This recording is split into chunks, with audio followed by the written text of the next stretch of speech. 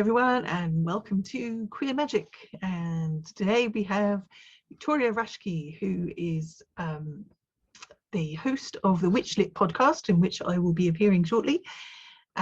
She writes contemporary fantasy novels set in a re-enchanted world where magic is real, but it's not always pretty. She is the co-owner and editor of Thousand Volt Press with her partner. When she isn't holed up writing, she's checking out the local farmers markets for weird fruits and vegetables. Sounds like Goblin Market to me. Trying to get through the never-ending to-be-read pile, or plotting a trip somewhere that can also count as research. She lives in Santa Clara, California, with her partner and an orange tabby named Orion. Welcome, Victoria. Thanks. So, tell us a bit about yourself. So how long you've been involved in paganism and witchcraft, and the area you're involved in.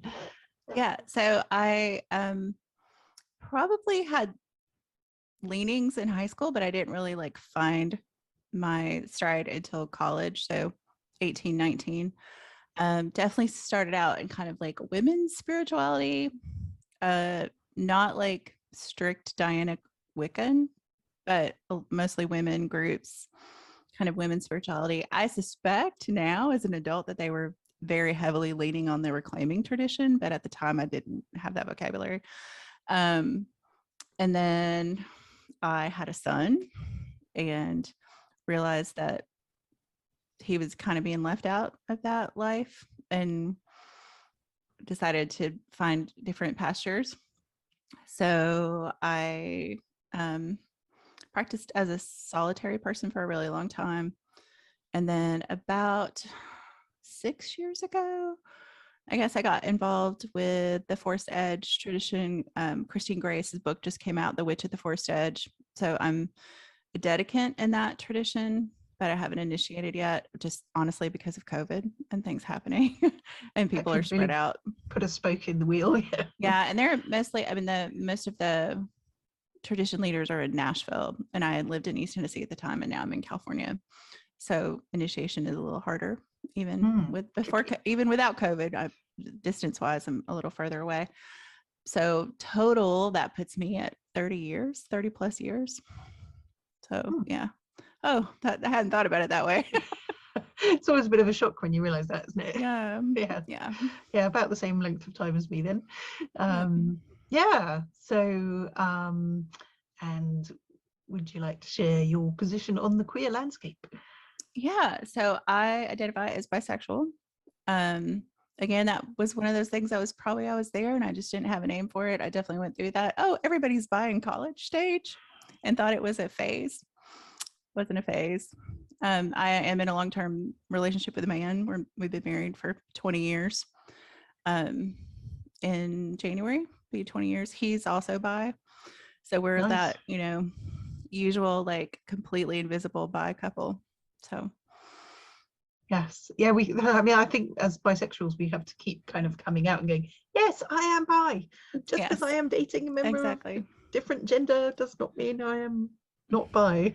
Yeah. And I have always been consider myself an ally. I've always had a large group of friends who were either, somewhere on the LGBTQ plus spectrum, and I just never felt quite that queer. So I just kind of didn't really openly identify, but it was always kind of there. And as a friend pointed out to me, goes, nobody who isn't queer has that many queer friends. I was like, I don't know that that's true, but okay. So. Possibly, yeah. I think for me, it's people keep forgetting that I'm bi. And so I have to keep kind of going, yes, hello, it's me. There's a reason that I jump up and down and shouting about queer inclusion in Wicca all the time. It's not just merely a academic or altruistic interest. Yeah. And I do think outside, well, maybe even a little bit inside the LGBT queer community, there is also this idea that as bisexual people always have multiple partners, or there's some if you're not being actively bisexual, you're not bisexual. And I was like, no, people can have monogamous relationships regardless of who they are. That's not unusual. But I do think there is a stereotype about bi people that makes that difficult sometimes.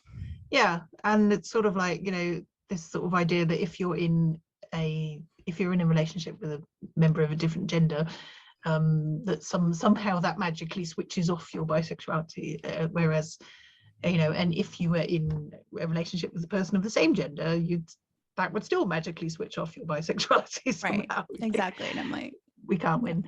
Yeah. yeah.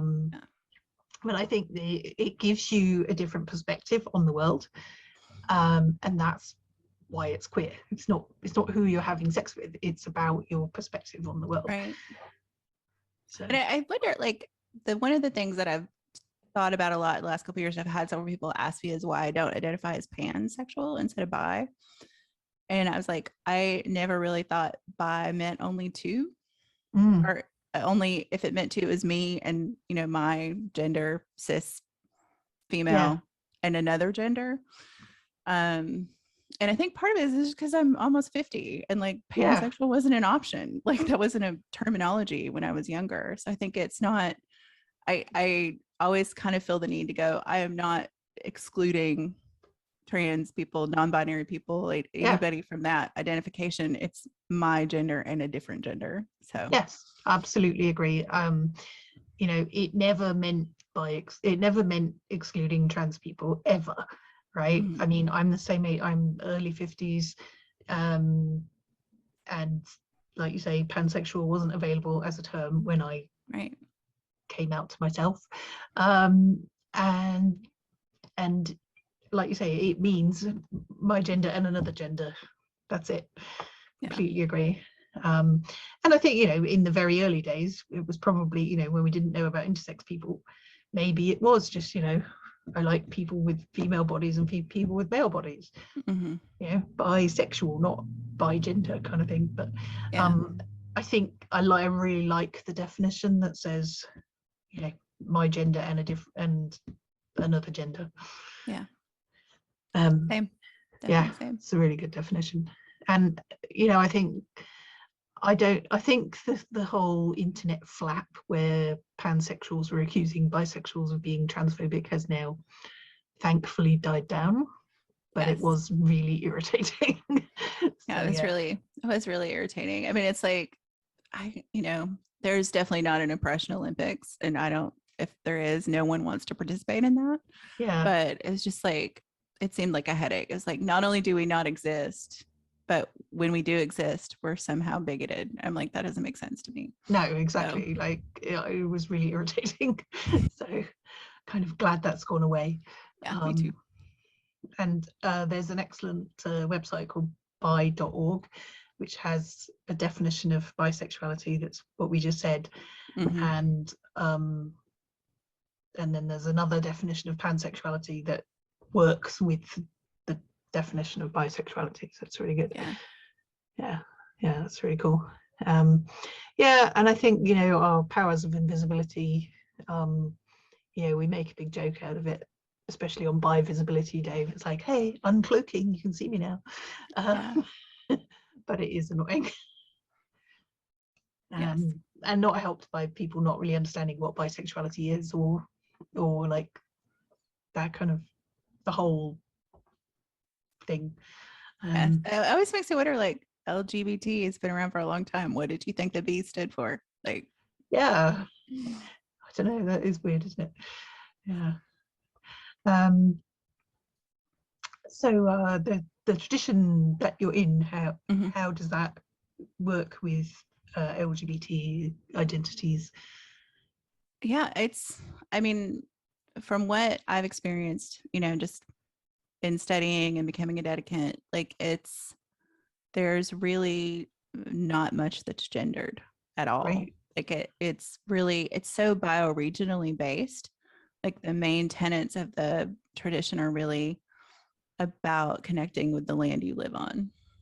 Cool. And so there's just not a lot about it to be gendered. There's no prescription about what you believe as far as deity, whether you believe or not.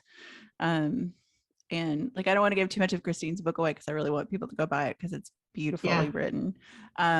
And I think people who are interested in, and especially bioregional practice, should pick it up. But it's there's just not a lot there to be gendered about. Yeah, So. yeah, for sure. I mean, connecting with the land is very non-gendered or multi-gendered. So Yeah. Awesome. It's really cool. So you mentioned your solitary practice. Like, what did that look like?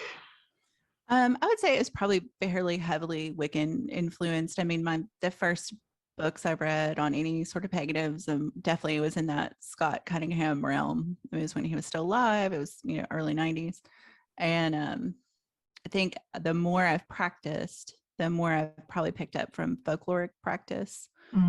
Just kind of reconnecting with my own roots. My mother's side of my family is Appalachian.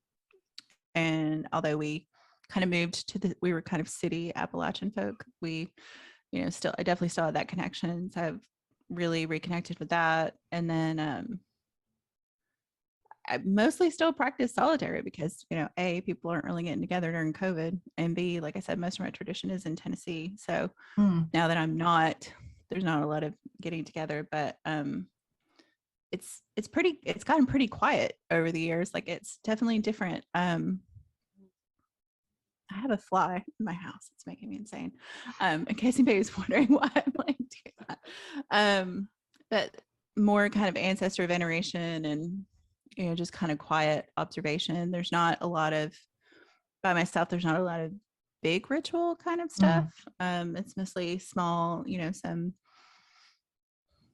lot of candle magic lately, just for things. I've got my son and his partner have both been like in these weird work swamps. So I've been trying to help, do some work for them. And it's, and some days it's definitely quieter than others. I mean, I think I joked about this on a podcast I was interviewed on recently. It's like, what is your daily practice like? Sometimes it's like, oh, this is my witchy thing today. I'm gonna listen to a witchy podcast. And that's what it is that day because, we're all living through a lot right now. Yeah, so. Absolutely. Yeah, cool. Yes, I hope nobody asks me what my daily practice is. Sometimes it's not daily. I mean, I think that's the exactly. answer. Sometimes it's not daily. So I try to say good morning to my ancestors, and I have like a little ritual I do before I go to bed, which is basically mostly in my head. I mean, it doesn't require anything other than me not falling asleep while I do it. So nice. No, I like that. Yeah. So what is your favorite book on queer paganism or witchcraft? So I'm just really now like kind of diving into books about it more than just like kind of podcasts and listening to people. And so I recently read your book because I interviewed you for my podcast and thoroughly enjoyed it. And thank you. The mentions of queer paganism in other realms. I said not being an initiated Wiccan, like I was wondering how approaching this was going to be, but I think it applies across everything. Yeah, because I tried not to really make about pagan Wiccanism. Yeah. Yes. It's not just about queer Wiccanism, it's about queer paganism in general. And then I just got and have not read NF's book, Queer Kabbalah book, which I haven't started yet. That's on I have a flight this week, so I'm going to read her book. read their book on that flight. So yeah, it's really good. I'm not into Kabbalah, but it's really, really good. So. Yeah, it's not. I told them when I asked them if they were interested in being on the podcast, I said, this is a subject I know nothing about. So your book is really going to be cracking the surface for me. So yeah. I mean, I think it's really clever because, Kabbalah has 3 pillars on the tree of life. So like makes total sense that you can have three representations of gender on there. So yeah, just from the skim, like I was like, oh, this completely makes sense to me. And I liked that the beginning of it because I initially was like somewhat trepidatious just because I've seen a lot of conversation lately, especially like among Jewish practitioners, that Kabbalah is like a whole separate thing that you really have to study for and is kind of a closed practice in Judaism. And then Emphas does a great job in kind of even in like a blog post and stuff I read about, how Kabbalah shows up in paganism is really a separate practice. It's based on that, but they're very different. And I was like, oh, okay, that makes more sense to me. Yeah. I think to acknowledge that this is not what a Jewish person would recognize as Kabbalah in their practice. So yeah, I mean, I think that's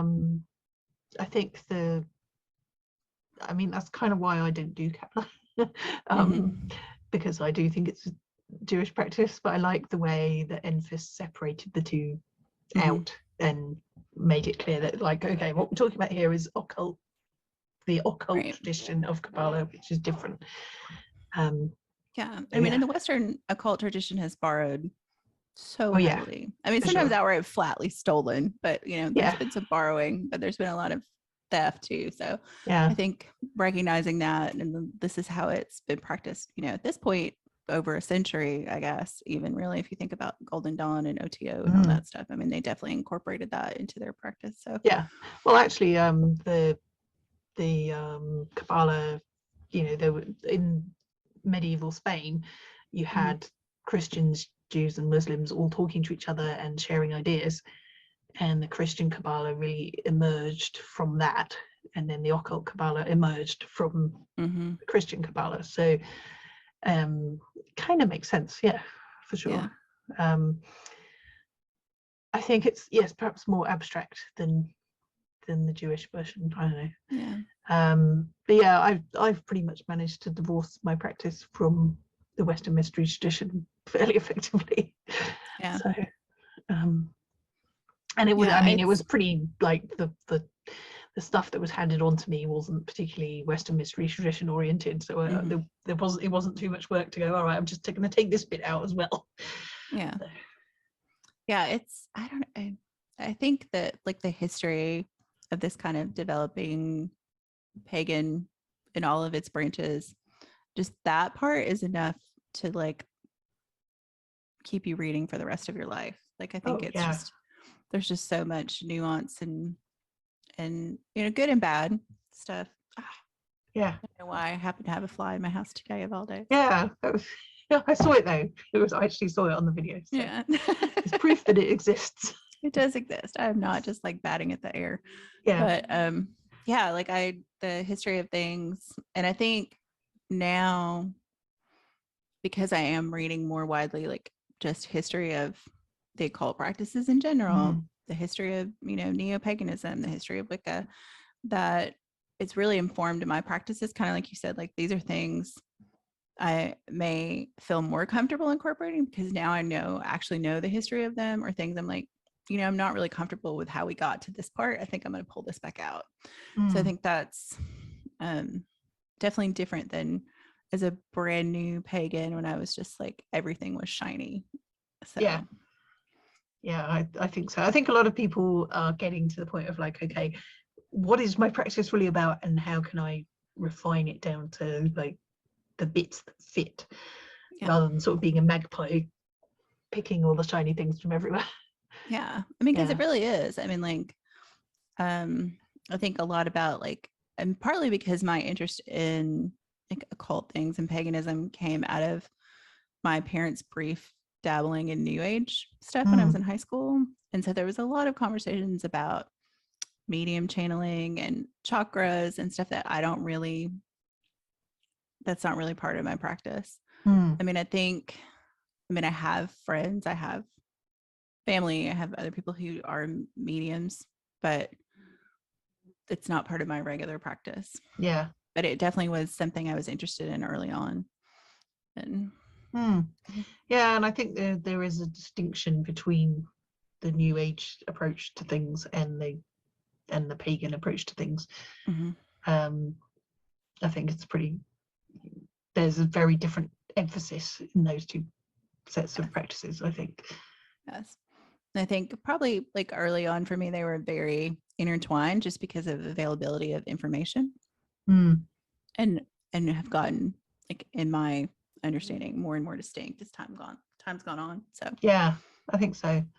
And I think the folk magic side of things really helps with that, because that is very distinct from New Agey stuff. So it's funny. I mean, I think the emphasis on, like, spirits in both is kind of interesting, but Mm. the approach is so different. The approach is very different.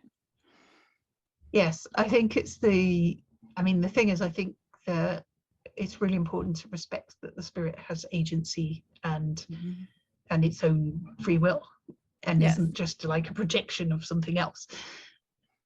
Yeah. So yeah, that makes sense. Very true. So, $1 million question. Do you have a definition of queer magic? I think for me, if I was going to just like, write for dictionary.com, queer magic is inclusive magic of all genders and sexual orientations. I think I would keep it fairly simple and broad, just because I think it's going to look so different to different people.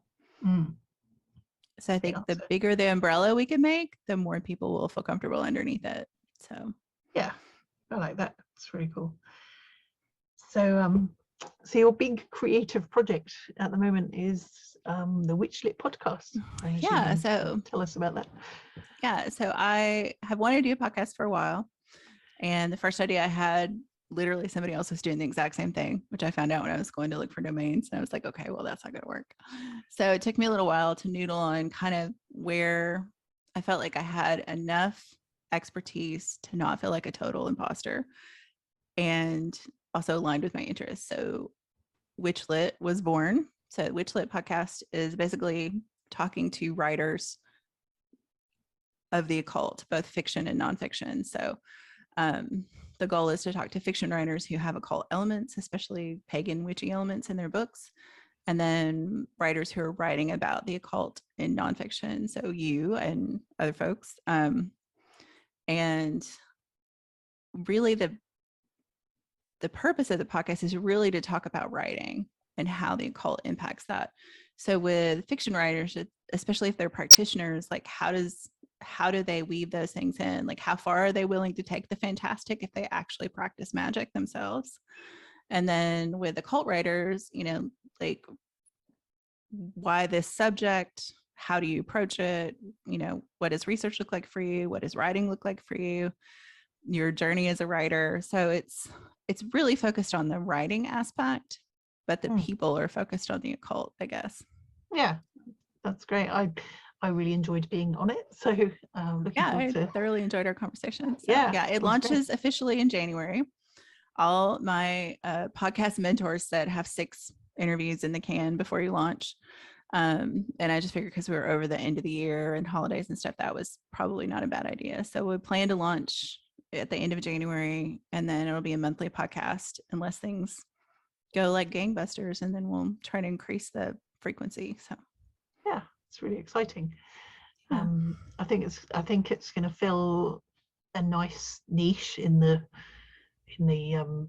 sphere of podcasting, and it was hard to find one. There are a lot of like occult and pagan podcasts out there, so it's hard to find one that kind of was open. Yeah, so that's good, and I was very honored to be on it, and it's very exciting. Yeah, you were my very first interview, because my first one I had to reschedule. Oh yeah, so, yay! That's very cool. Yeah. So any other creative projects in the pipeline?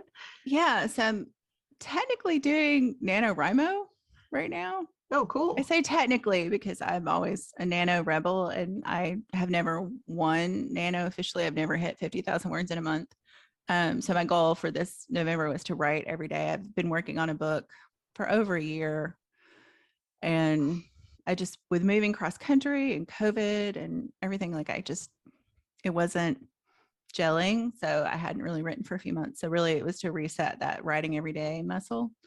And I've gotten in about 8,000 words. That's great. November, so not bad. Not like people who are going to hit 50 this weekend, but so it's coming along. It's a new series. The main character is an art restorer who has magic to do certain things, and it's mostly set like in the Hudson Valley in New York City, which I had hoped to spend more time there while I was writing this book, but COVID kind of put the kibosh on that. So hopefully before it actually comes out, I'll get to do a little bit more travel and research in that area. I've spent some time there, and I love it. I mean, I love the Hudson Valley, so it's a lot like Appalachia, just Cool. colder. So Yeah, it's a lot further north, right? yeah, it's a lot further north. Yeah. So Yeah. Oh, that sounds great. And yeah, I really want to read your other series. And it sounds really great. So tell us a bit about that and how to get hold of it. Yeah. So the first series is The Voices of the Dead. It's set in Slovenia.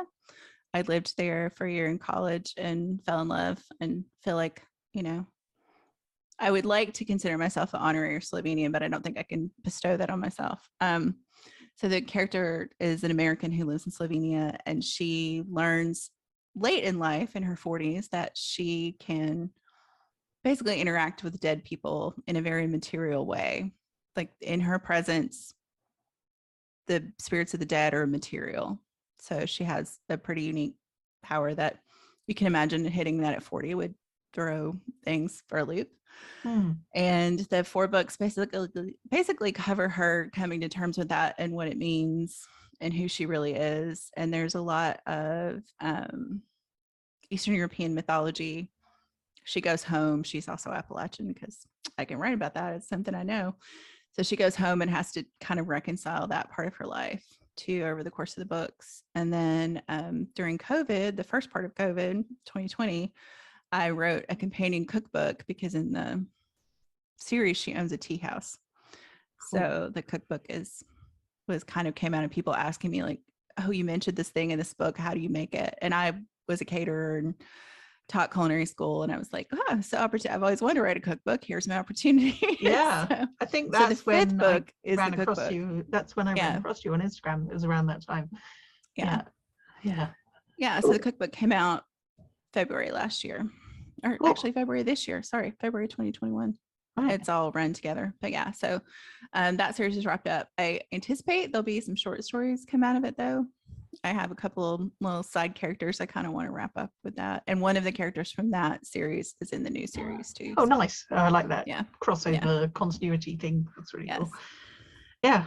So I really want to read it because it sounds right up my alley. And but I'm really not into ebooks. So I want there to be a print copy. And Jo, I mean, one of the things that I wanted was to write a woman in her 40s that still was kind of finding herself. So Jo identifies as bisexual and has lots of adventures.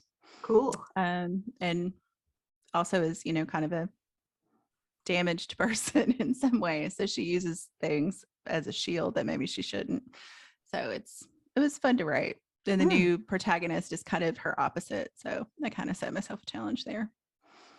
That's really cool. So yeah, where can people get hold of these books? So it is pretty much available anywhere books are sold as an ebook. You can buy it on Amazon, Apple Books, Google Play, Kobo, all those. You can buy them directly if you want a paperback tree version from 1000 Volt Press. Yay! Which is 1000 Volt Press, 1000 the number, 1 and 3 zeros voltpress.com, and I will even sign them for you. Yay! Great. And then they're available through Ingram, so any bookstore can order them too. So if you want to support your local indie bookstore, you can buy them that way too. That's very cool. They will have to order them. I guess I doubt they will have them on the shelves, but they can order them. So I have the same thing going on with my books as well. So yes. Great. That sounds awesome. Because I really, as soon as I read the description, I was just like, that sounds great, and I want to read it. Well, I hope when you get your hands on them, you enjoy them. So they were fun to write. I mean, I was definitely brand new that first book. Now reading it, I cringe a tiny bit, but yeah, I think everyone. I mean, I look at my early books and I'm like, I could have done that better. That just means we're growing as writers, right? Yeah, that's what I tell myself. That just means I've gotten better. Yeah, well, one would hope that after 30 years or however long it is now, that we would have got better at it. Yes. Yeah, it's funny. I started out as a poet as well and thought I was just going to write poetry. And then the idea for the first book in the series kind of fell in my head while I was writing a memoir that I've instructed my son to burn on my death. So it's like, no one needs to read that. It's that bad. Yeah. But then the novel kind of happened while I was traveling in Slovenia. I just got this idea and there it was. So it's really cool. Yeah, I mean, it's so nice to just have that, like, you know, it's like the plot emerges from the ability of the character to materialize the dead. So and then more things happen. So that's great. Yes. Very clever. Yes. I'm still on chapter 1. So but, yes, of my umpteen chapter 1s. One day this thing will turn into a novel. Yeah, it's funny. I have a really good friend, AJ Scuderi, who's, I think she's almost on book 50 at this point. She's been writing she's been writing since she was 8, but she's been publishing for about 10 years.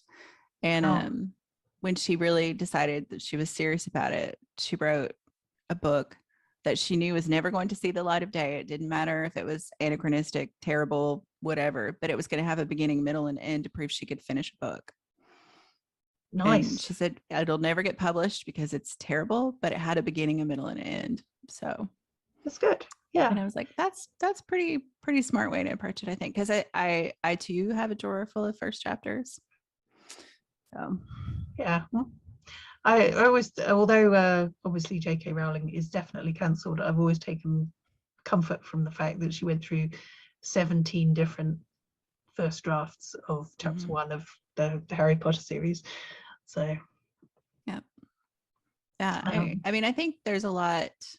Like, I think the one that always inspired me was Stephen King. He had a nail with all his rejection letters on it, like just neat, hundreds of rejection letters. Yeah, but like the satisfaction of getting the rejection letter and going onto the nail. And I was like, I mean, my journey to publishing was really different because I published the same friend. She and her sister had started a press to publish her stuff. And I had sent the first book to her to read, hoping she would just kind of say, maybe you should stop. Like, this is not for you. Novel writing may not be for you.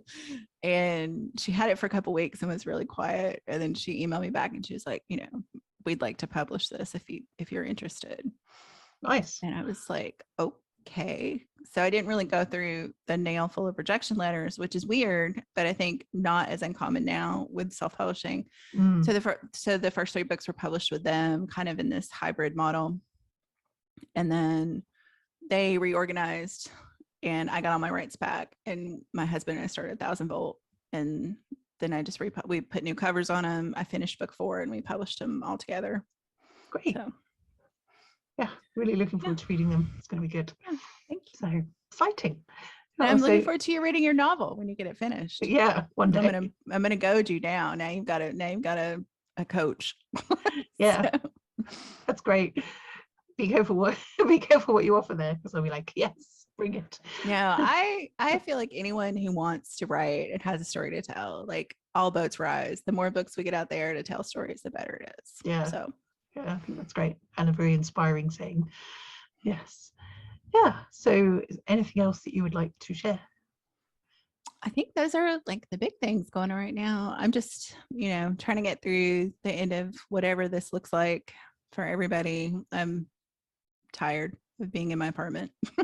So yes. It's like I'm looking forward to being back out in the world. We are traveling for Thanksgiving, despite my risk aversion. We're going to have a direct flight to see my son. We're not going to like a giant party or anything. So hopefully it'll be okay. But yeah, just trying to write my way out of this book and get this podcast off the ground. So yeah. Well, very best wishes with the podcast. I think it sounds great. And look forward to more of your books. Thank you so much. Thanks for having me on. This has been a treat. Yeah, it's been awesome. Thanks a lot. And we'll share all the links in the final slide and in the underneath video. So great. Thank you. Thanks again.